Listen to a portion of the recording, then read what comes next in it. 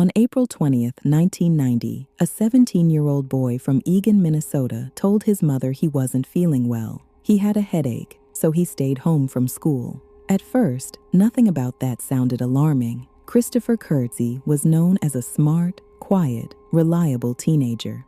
He was a good student, active in school, and loved things like camping, computers, reading, skiing, and music. So when he said he was sick, his family believed him. But later that day, when his mother came home, something felt wrong immediately. Christopher was gone. The family's light blue 1988 Dodge Caravan was gone too. And outside, the family dog was running loose in the yard. Then his mother found a note on the kitchen table. In that note, Christopher said something important had come up, that he was feeling a little better, and that he would be back by 6 unless he got lost. That word, lost, was underlined twice. At the time, his mother thought maybe it was just Christopher's way of joking. He had not been driving very long, and sometimes he did get turned around on the road. But 6 o'clock came, then night came, and Christopher never walked back through the door. Get locked in. This is Story Time. Christopher Matthew Kerze was only 17 years old when he disappeared. He lived in Eagan, Minnesota with his family. People who knew him described him as intelligent, kind, and thoughtful. He had been invited to join the National Honor Society and was a National Merit Scholar semi-finalist. He was also on the swim team and played clarinet. From the outside, Christopher looked like a teenager with a bright future.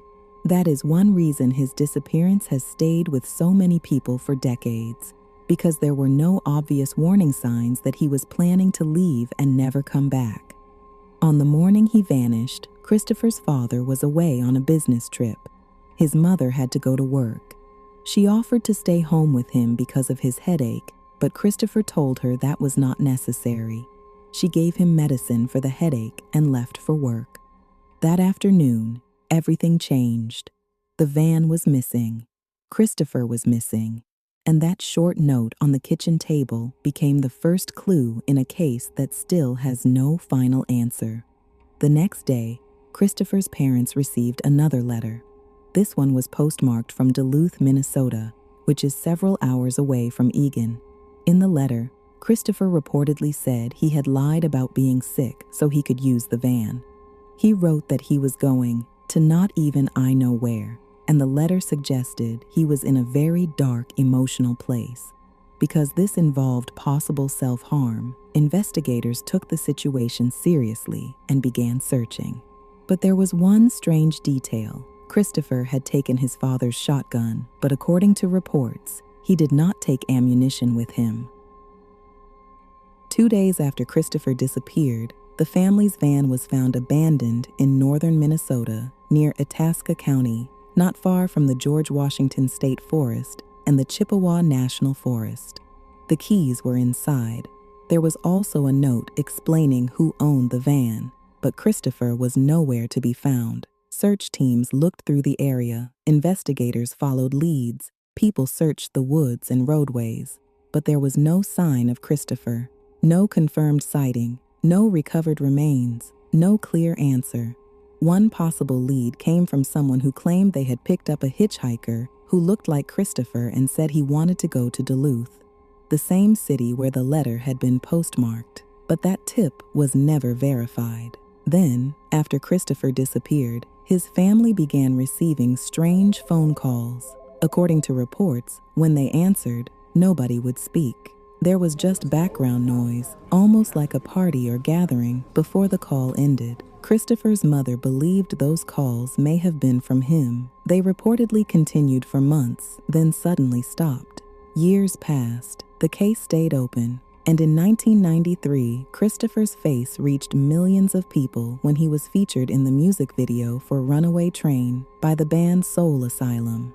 That video included real missing children, and Christopher was one of them. Some of the children featured in that video were eventually found, but Christopher was not. Then in 2004, another strange moment happened. The Eagan Police Department received an anonymous letter postmarked from Seattle.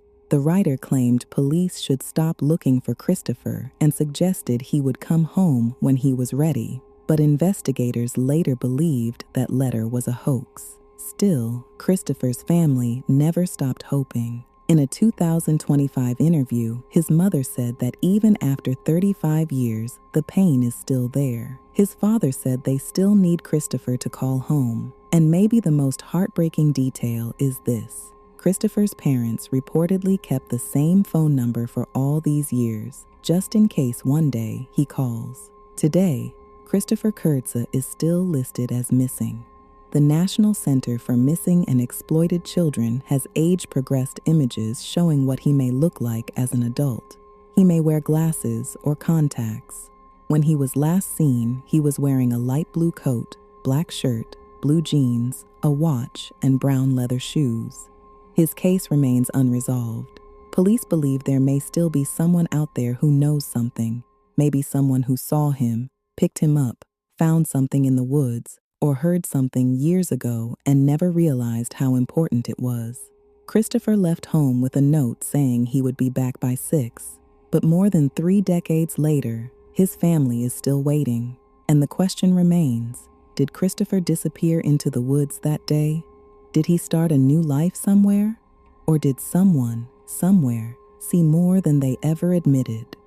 Now to new developments involving a teenager who went missing 26 years ago. His family is hoping new images and new information may finally help solve his mysterious disappearance.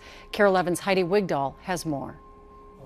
Oh, that was his cousin's wedding again. For 26 years, Loni Kerze and her husband Jim have looked at these photos. He was always a happy kid. Unable to take new ones with their son, Christopher. You need resolution, you just have to know. On April 20th, 1990 in Eagan, Christopher Kerze said he was sick and stayed home from school. And I said, well, do you want me to stay home? Are you going to be okay? You know, like if you're going to be sick? No, he says, it's just a headache, I'll be fine. I gave him some Excedrin, and off I went to work.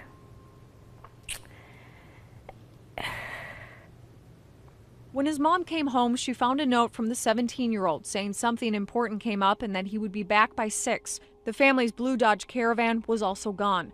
Police later found the van abandoned in northern Minnesota near Grand Rapids, but Christopher was never found. The day after he disappeared, a letter from Chris arrived from Duluth to the family. His parents say it was a farewell letter, but they don't believe he committed suicide. Hopefully he's living in suburbia someplace with a wife and 3 kids.